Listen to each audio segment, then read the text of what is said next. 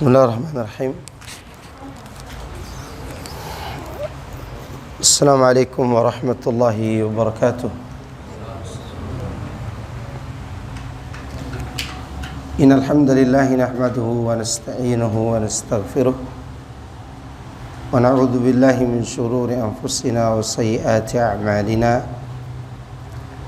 May yahdihillahu fala mudilla lahu wa may yudlil fala hadiya lahu. Wa asyhadu an la ilaha illallah wahdahu la syarika lah wa asyhadu anna Muhammadan abduhu wa rasuluhu sallallahu alaihi wa ala alihi wa sahbihi ajma'in wa sallama tasliman katsiran mazida amma ba'd. Naam ikhwani fi din azani Allah yakum. Alhamdulillah, malam hari ini kita kembali dipertemukan oleh Allah Subhanahu wa taala dalam kajian rutin kita, kajian kitab Al-Wajiz. Dan sekarang kita sudah memasuki bab salat, kitabu as-salah. Pada pertemuan kita sebelumnya kita membahas mengenai orang yang meninggalkan salat. Hukum bagi orang yang meninggalkan apa? Salat. Apa hukum bagi orang yang meninggalkan salat? Ada yang ingat?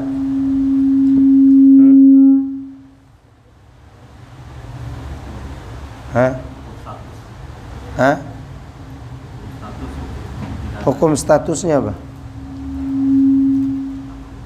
Kafir kalau dia mengatakan sholat tidak wajib. Kemudian kedua, dia tidak pernah sholat sama sekali.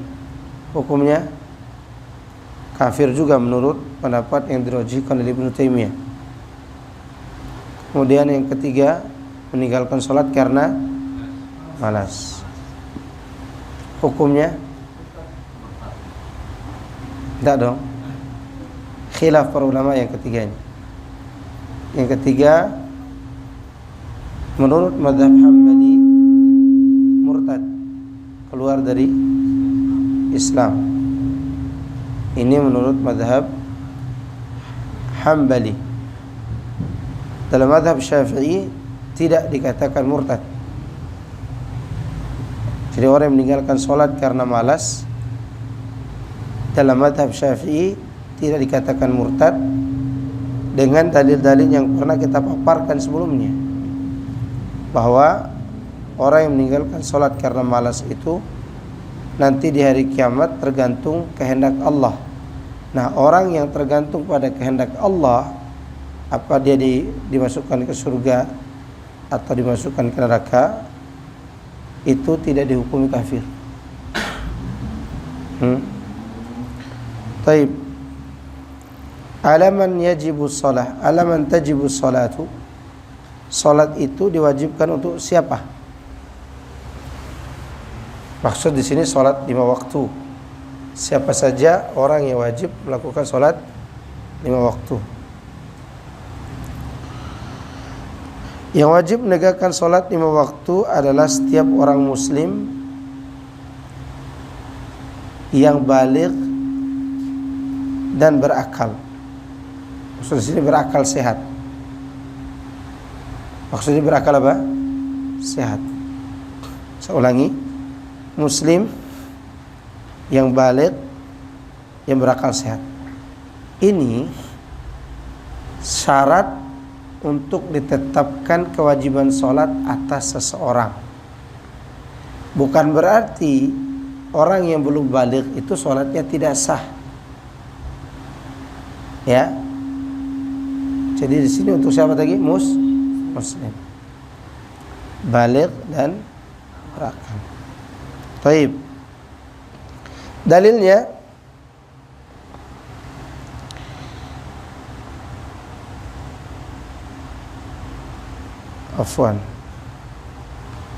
dalilnya Rasulullah SAW menyebutkan rufi'al qalam an salasa. Pena ini diangkat dari 3 orang. Pena diangkat dari berapa orang? 3 orang. Anis sabi hatta yahtalim, wa anil majnun hatta yaqil, wa anin naim hatta yastayqiz. Salat pena diangkat dari 3 orang.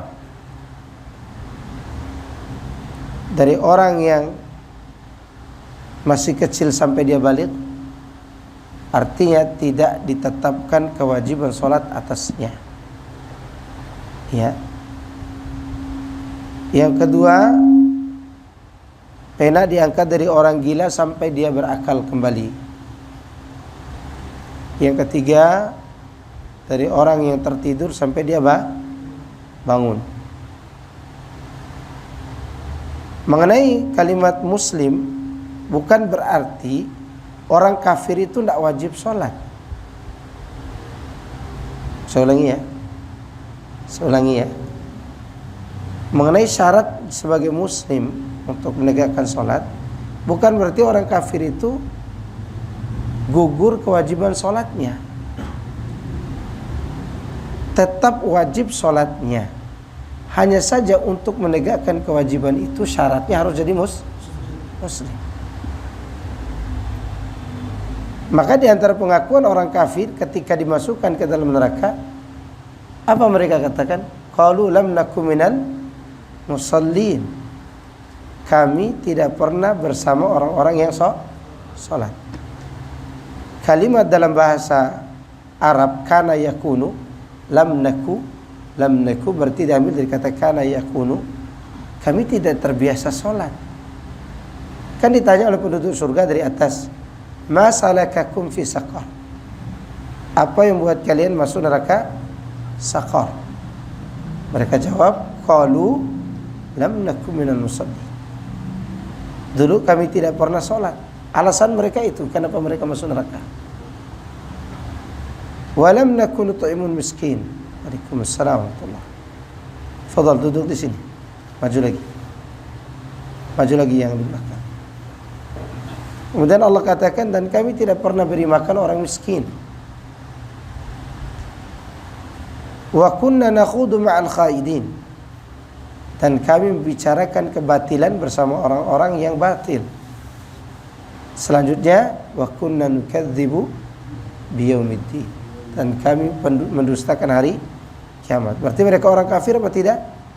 Orang kafir. Mereka orang kafir. Ya. Kemudian mengenai perkataan penulis sesuai dengan dalil tadi, tidak wajibnya sholat anak kecil bukan berarti tidak diperintahkan sholat oleh orang tuanya. Tetap orang tuanya harus memberikan pengajaran kepada anaknya untuk apa? Sholat. Berarti di sini kewajiban itu tidak jatuh pada anaknya, tapi jatuh pada orang tuanya. Orang tuanya wajib menyuruh anaknya sholat meskipun belum baligh. Ingat ya hukumnya ini ya. Anak kecil yang umur 7 tahun ya, sebenarnya dia tidak wajib sholat. Tapi mulai 7 tahun itu orang tuanya wajib menyuruh dia sholat. Nah kalau dia sudah baligh, maka dia sendiri sudah dibebankan kewajiban sholat. Waalaikumsalam warahmatullahi. Fadhal, maju lagi. Pak Rahmat duduk di depan, Pak Rahmat. Saya senang lihat antum. Duduk di sini. Ya. Sebelah sini. Maju lagi. Ya. Baik, kita lanjut ya. Lanjut. Dari mana tadi? Anak kecil. Ya, di sini disebutkan setiap orang tua berkewajiban menyuruh anak kecilnya mengerjakan sholat sekalipun belum diwajibkan atasnya agar ia terbiasa memelihara dan menegakkan sholat. Perhatikan kalimatnya, setiap orang tua berkewajiban. Ya, berkewajiban untuk apa? untuk menyuruh anaknya sholat.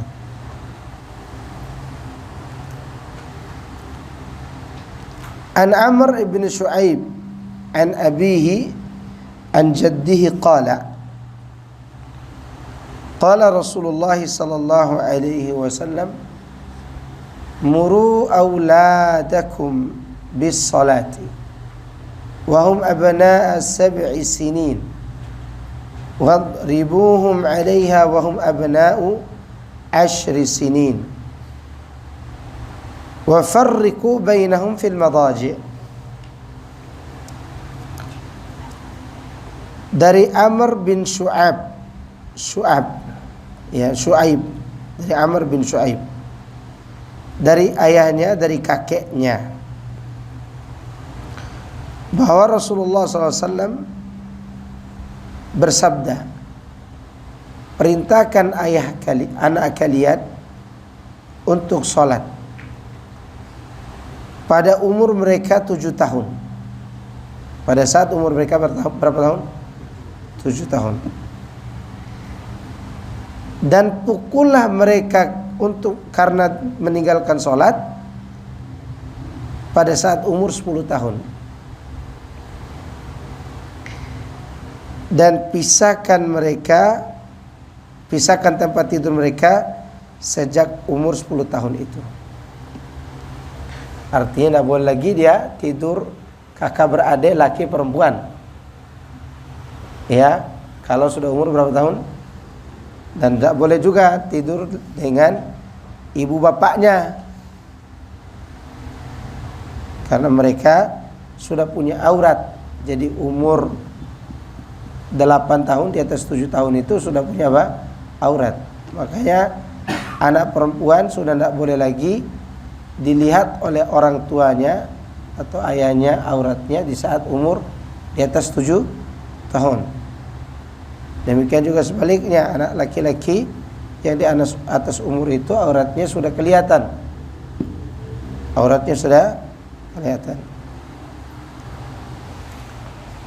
Nah, di sini faedah dari hadis ini adalah yang wajib memerintahkan sholat itu adalah orang tuanya. Anaknya belum wajib sholat. Mengenai memukul di sini bukan memukul sampai dia tidak bisa jalan, tapi di sini memukul untuk mendidik. Yang penting di wajah kita tuh kelihatan amarahnya. Ya, sholat kamu. Dan sholat juga pakai kayu yang sebesar ini, kelingking. Jangan pakai sapu yang panjang tuh, nanti patah sapunya. Jadi yang sebesar ini untuk mendidik.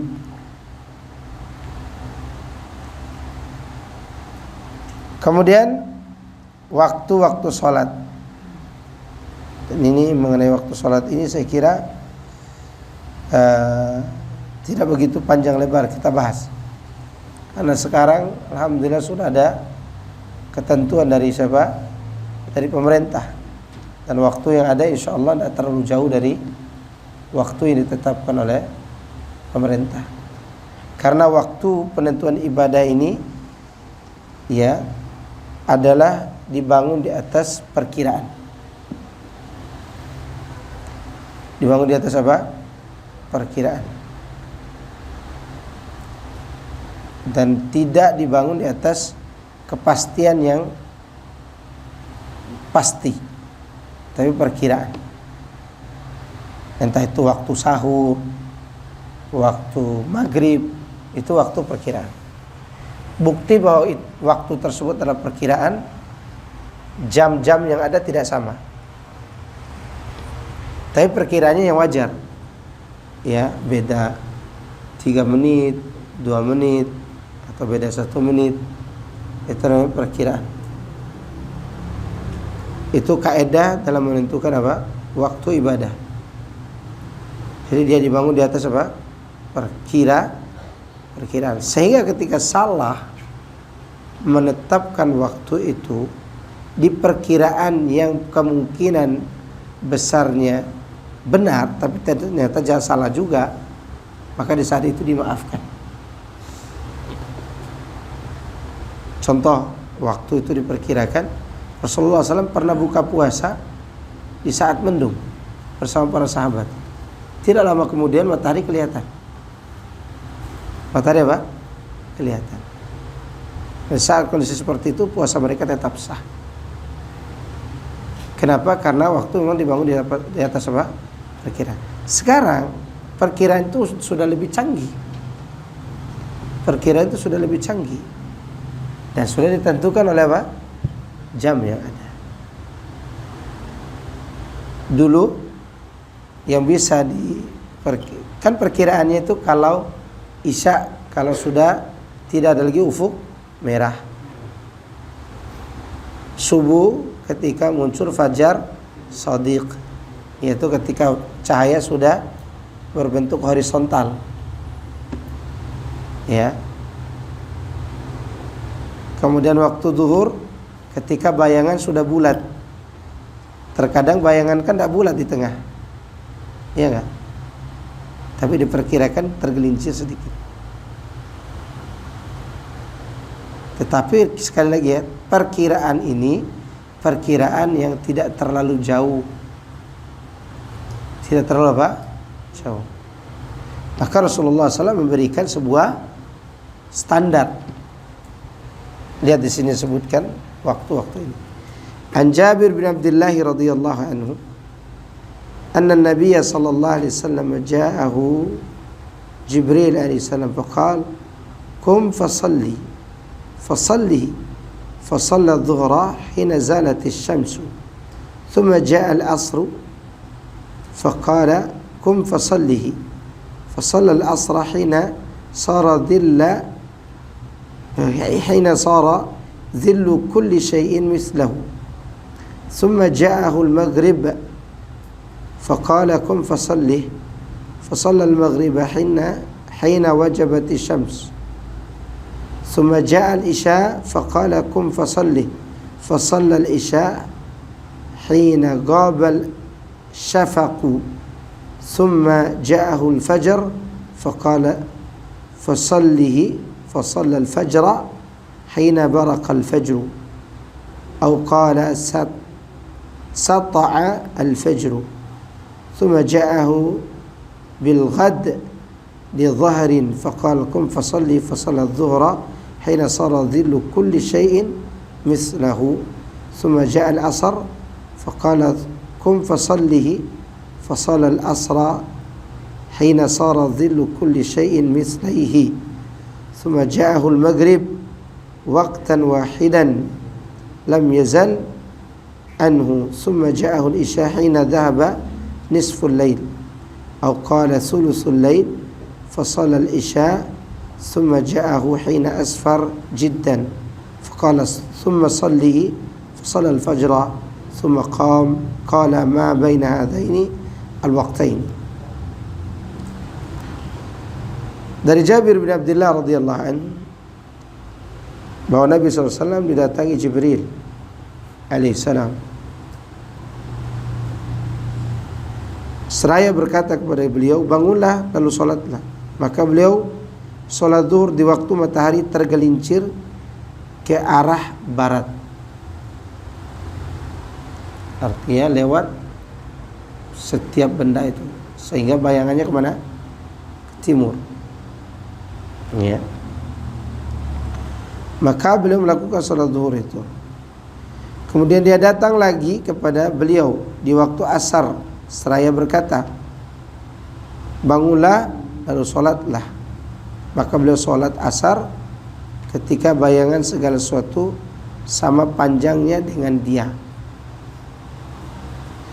Kemudian dia datang lagi kepada beliau pada waktu maghrib, seraya berkata, bangunlah lalu solatlah. Maka beliau pun solat maghrib di kala matahari terbenam.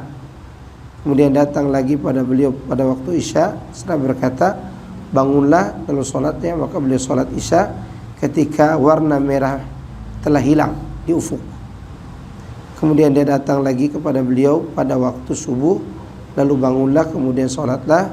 Beliau pun solat subuh di waktu terbitnya fajar atau ketika sinar fajar telah meninggi. Di sini disebutkan tentang awal waktu. Awal waktu zuhur ketika bayangan itu ketika bayangan tergelincir. Ini barat, matahari ke sini. Kalau mataharinya dari timur begini, biasa dia di tengah, ini bulat di bawah. Bulat di bawah ini. Ya. Kalau mataharinya dari sini, biasa ke sini kan mataharinya. Maka bayangan tersisa di sini. Tersisa di sini. Gimana cara melihatnya? Dilihatnya adalah ketika matahari ke sini, dia miring ke sini sedikit. Bayangan. Nah, nanti waktu asarnya ketika bayangan benda ini sama dengan apa? Sama panjang dengan benda tersebut. Nah, yang sulit ditentukan itu ketika tidak ada penentuan jam ini dulu adalah ketika matahari di sini, tidak di tengah, sebelah sini. Ini bendanya. Tentu ada sisa bayangan kan di sini, tidak bulat. Cara mengukur waktu asar itu adalah ambil sisa waktu sininya, yang ini, ditaruh di sini dulu. Nanti panjang apa? Benda ini ditaruh di sini. Sehingga bayangan ini ditambah dengan sisa yang ada di sini waktu matahari di tengah tapi di sini dia. Kan tadi kadang di utara kan? Terbitnya di mana? Di utara kadang. Bukan dari sana maksudnya. Timur tapi di sebelah apa? Utara dikit. Ya kan? Sehingga ketika dia ke sini di atas benda ini tidak bulat bayangannya. Nah, ini untuk menentukan asarnya adalah sisa yang waktu di tengah tadi. Ini bayangan ini sedikit kan? Ditaruh di sini dulu.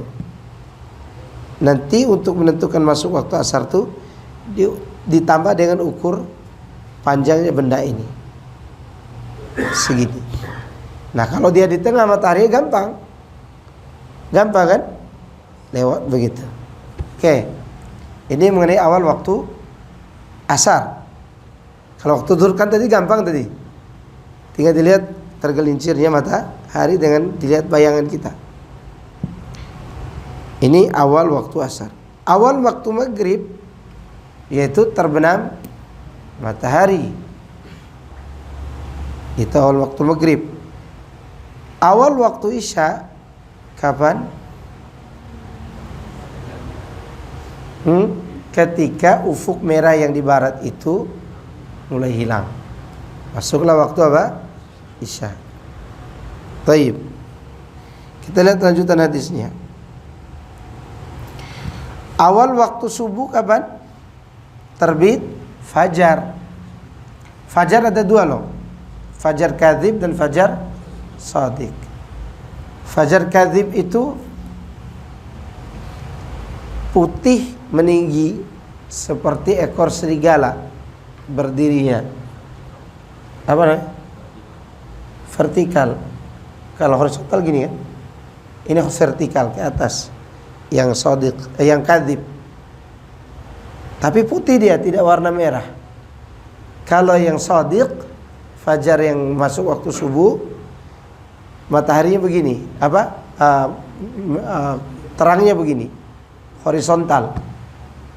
Biasanya kalau di timur itu ada gunung, maka pucuk atasnya gunung itu mulai kelihatan. Karena menyebarnya warna fajar tadi. Warnanya tidak merah lagi, tidak putih lagi, tapi merah. Itu awal waktu subuh. Oke. Kemudian pada esok harinya pada waktu zuhur dia datang lagi kepada beliau lalu berkata, bangunlah dan sholatlah. Maka beliau sholat zuhur ketika bayangan segala sesuatu sama panjangnya dengan benda aslinya. Berarti ini di akhir waktu. Ya. Kemudian beliau dikatakan lagi bangunlah lalu sholatlah. Beliau sholat asar di saat bayangan segala sesuatu 2 kali panjang dari benda aslinya. Ya kan? Asar kan matahari ini, matahari ke asar bayangan. Nah, asar menjelang maghrib itu 2 kali. 2 kali bayangan benda. Bayangan benda itu 2 kali benda itu. Ya. Panjang. Ini berbicara akhir waktu ya. Ya, berbicara akhir waktu. Kemudian beliau pun sholat asar dan pada saat bayangan suatu benda 2 kali panjang benda itu. Kemudian beliau disuruh berdiri untuk melakukan sholat maghrib. Ya, sampai ufuk berwarna merah itu tenggelam. Maka beliau sholat maghrib. Ya, beliau pun berdiri untuk sholat maghrib sampai kapan? Datang hilang ufuk merah yang ada di sebelah barat. Kemudian dia datang lagi kepada beliau pada waktu Isya ketika separuh malam telah berlalu atau ketika sepertiga malam pertama telah lewat.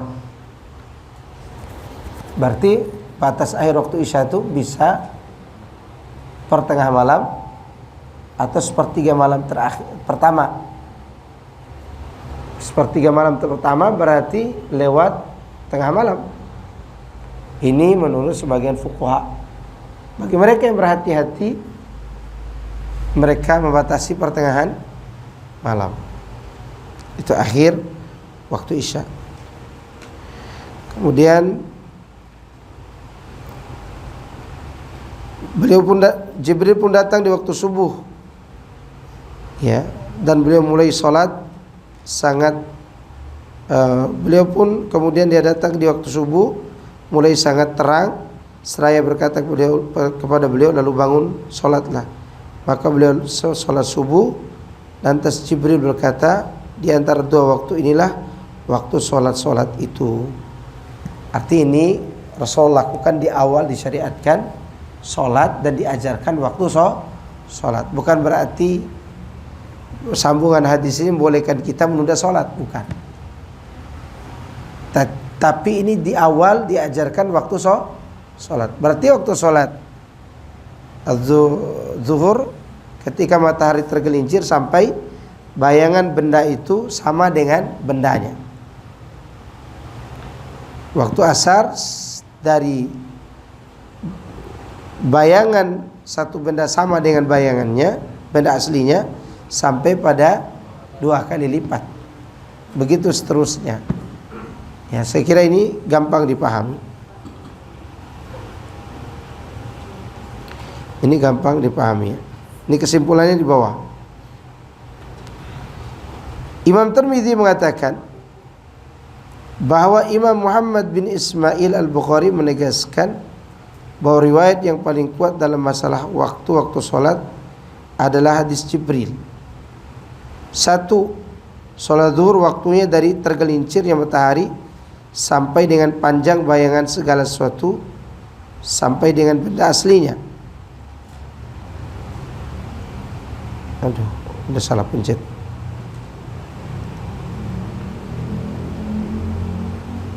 Bentar.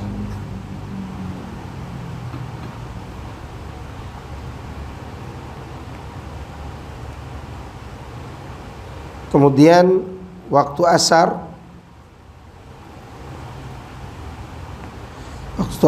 sampai kapan tadi?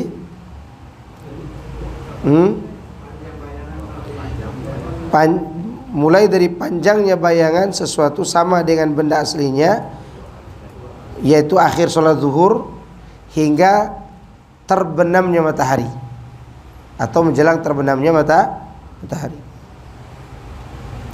Waktu sholat maghrib dimulai dari matahari terbenam hingga lenyapnya sinar kemerah-merahan yang muncul setelah terbenamnya matahari. Itu menunjukkan masuk waktu sholat Isya. Sedangkan waktu Isya yaitu mulai dari hilangnya syafaq sampai dengan pertengahan malam.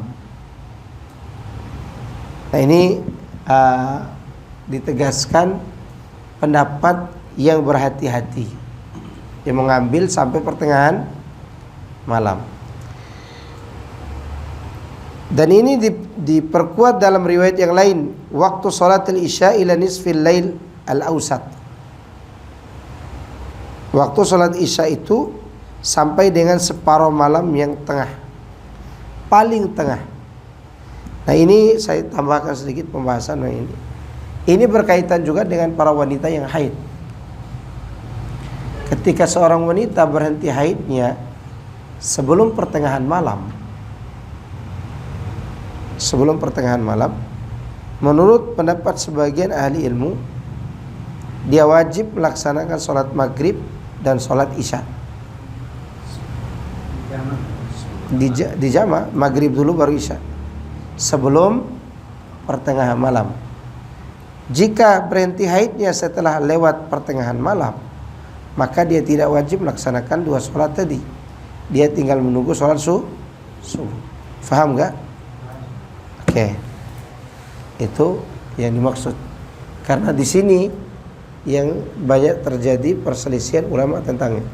Apakah wanita yang berhenti haid setelah pertengahan malam tetap wajib sholat maghrib dan isya? Menurut mereka yang mengatakan akhir sholat isya sebelum subuh, ya wajib dia sholat. Tapi kalau dilihat dengan nas yang ada ini, ya, waktu sholatil isya ila nisfil lail al-awsat. Waktu sholat isya itu sampai pertengahan malam paling tengah. Kira-kira jam 12. Kan kira-kira. Karena sekarang kita tidak bisa mengkira-kira pertengahan hari itu jam 12 atau tidak. Sekarang zuhur kadang jam 11 lewat, kurang dari jam 12. Kadang lewat jam 12. Makanya perkiraan. Kalaupun salah perkiraan itu artinya lewat sedikit, maka tidak berdosa. Paham kan? Oke.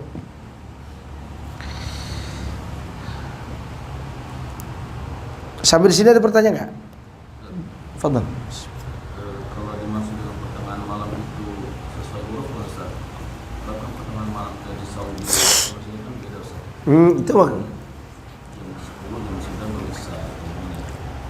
Iya, maka diperhatikan juga dari sisi kebiasaan juga, keadaan suatu negara.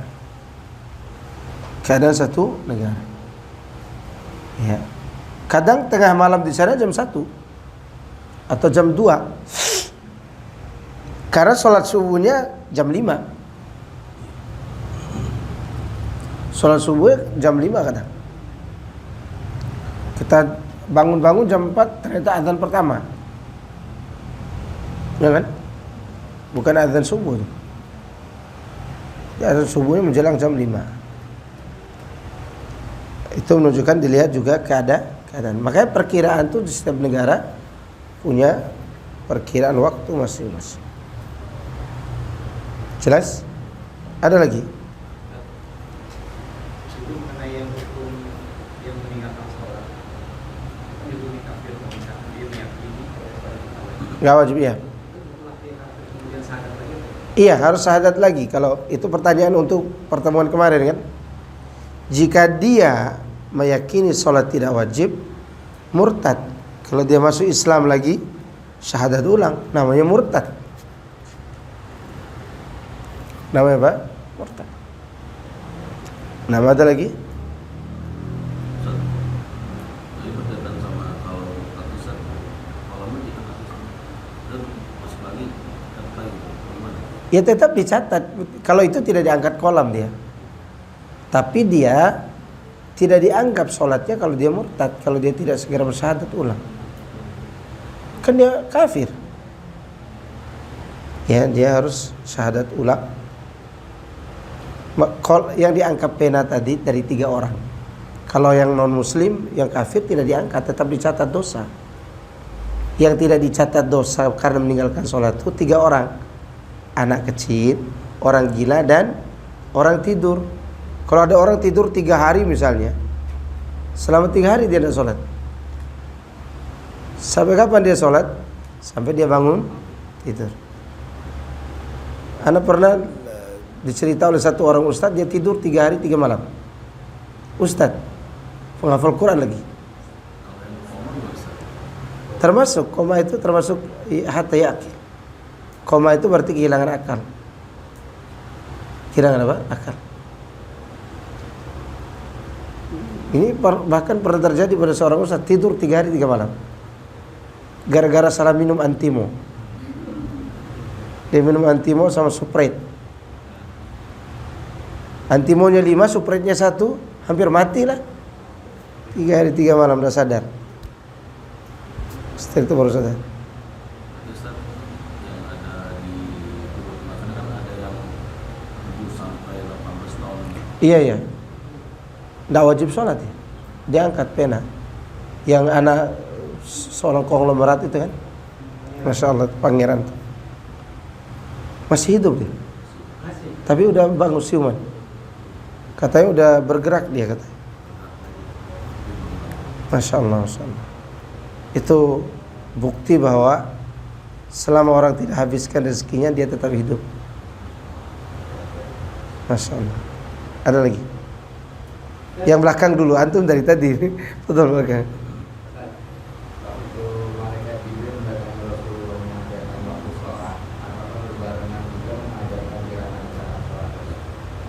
Wallahu a'lam. Tentunya iya. Rasulullah SAW diajarkan gerakan sholat itu oleh Jibril juga, melalui Jibril. Nah, kalau yang sengaja meninggalkan sholat, terus pas dia meninggal, wajib nggak kita sholat? kalau antum punya kewibawaan di kampung, tidak usah. Karena biasanya tidak mau sholatkan orang yang meninggalkan sholat. Tidak mau. Kita ini di sebagian keadaan secara tidak langsung ditokohkan loh oleh orang. Walaupun kita kadang dibilang Wahabi begitu, tapi orang-orang segan sama kita ini. Ketika kita melakukan sesuatu, orang akan mencontohi. Faham gak maksudnya? Nah, Wahabi aja sholatin, ya berarti ini benar dong, orang meninggalkan sholat disolatin. Jadi itu namanya boikot, supaya orang apa? Tidak terbiasa meninggalkan apa? Sholat. Diboikot namanya. Sama seperti kejadian orang berhutang. Tapi kalau kita tidak punya kewibawaan, arti dianggap biasa oleh orang, kemudian ada orang yang melakukan dosa besar, mati, ya seperti tadi kita katakan dia malas ya, boleh gak kita sholatkan? Ya boleh-boleh aja. Tapi bagi yang ditokohkan, yang dianggap penting oleh orang, jangan disolatkan. Batasannya sih, Mama seumur hidup tidak pernah sekali kita melihat dia sholat Idul Fitri. Idul Fitri, Mama, sholat 5 waktu, nggak usah disolatkan. oh ya, sholat waktu sekali subuh. Nggak usah disolatkan. Apalagi antum dipandang orang sebagai salah satu tokoh, walaupun dianggap apa? Berbeda dengan mereka. Untuk menutup semua celah bahwa kita ini ridho dengan orang yang meninggalkan sholat. Iya, supaya tidak ada yang berpikir bahwa kita ini ridho dengan orang yang meninggalkan sholat. Iya. Karena nanti orang akan katakan, oh iya, disolatin oleh mereka, berarti itu hal biasa meninggalkan sholat. Khawatirnya begitu. Khawatir seperti itu. Sikap itu ditentukan juga untuk demi kemaslahatan dakwah. Nah, kalau ada orang bertanya, kenapa tidak sholatin dia? Ya dianya tidak pernah sholat, gimana saya sholatkan? Saya pernah gitu kan, salah satu keluarga orang, dan orang itu meninggal setelah berdiskusi dengan anak 2-3 bulan yang lalu. Maksudnya begitu, hari ini misalnya meninggal, 2-3 bulan yang lalu diskusi dengan anak tentang masalah sholat. Kenapa ente tidak sholat? Dia katakan sholat menghalangi saya dari cari makan. Maka begitu dia wafat, keluarganya datang ke ana minta untuk disolatkan. Saya katakan enggak. Kenapa Ustaz? Karena dia enggak sholat. Ya kan? Artinya bersikap. Kalau anak sholatkan waktu itu dianggap berarti anak ridho dengan orang yang meninggalkan sholat. Sedangkan perselisihan ini bukan perselisihan tentang dia sunnah dan wajib, bukan. Ini perselisihan antara murtad dan tidak masalahnya. Perselisihan antara apa? Murtad dan tidak. Ngeri kan? Ngeri. Taib.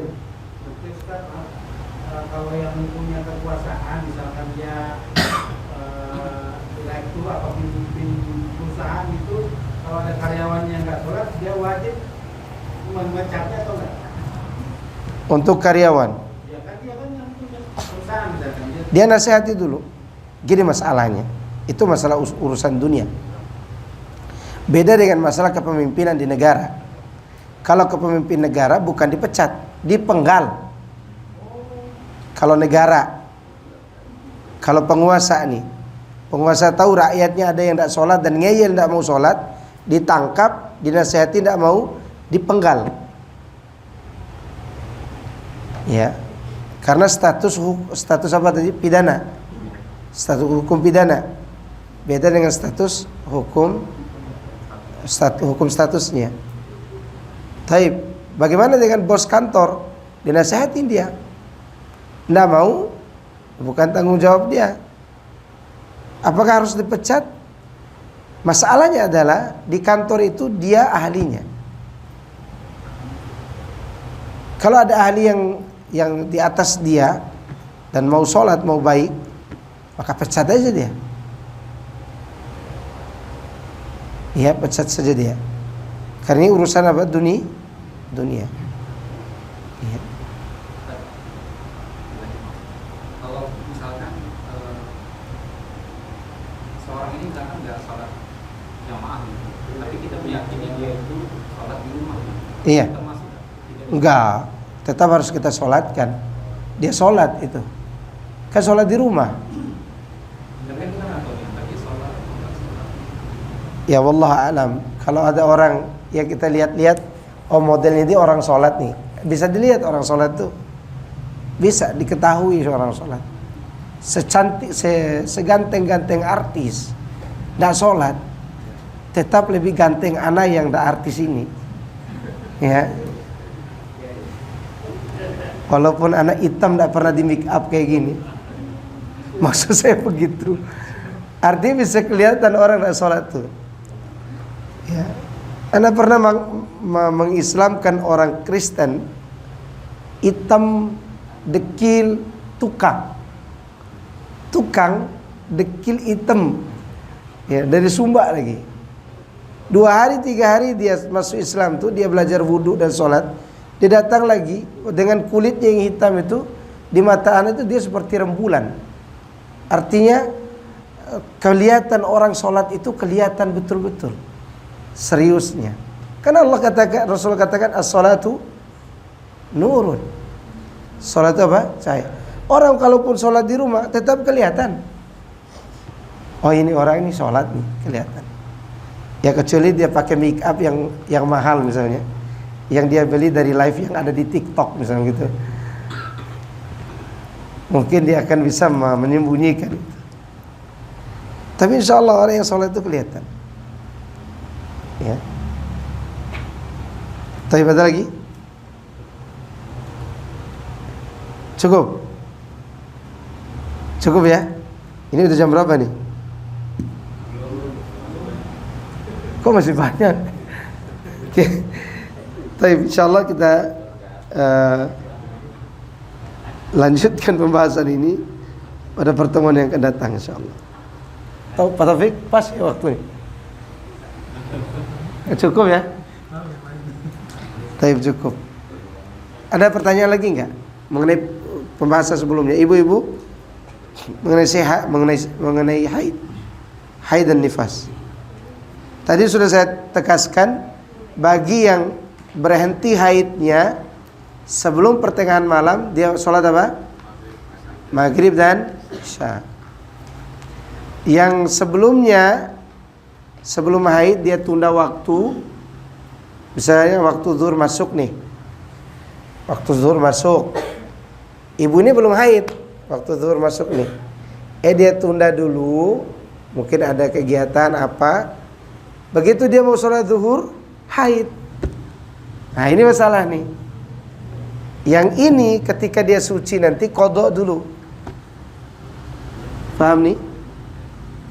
Diqadha setelah dia suci, karena dia haidnya setelah masuk waktu, dan waktu sholat itu dia tunda. Dia tunda. Jelas? Cukup ya? Subhanakallahumma bihamdika. Ya silakan.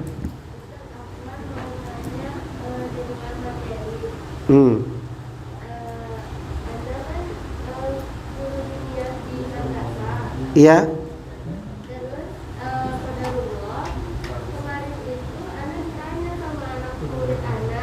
Iya. Kalau misalnya sudah dewasa itu bisa ya dibilang kalau beragama itu nggak boleh pakai akal, nggak boleh pakai logika.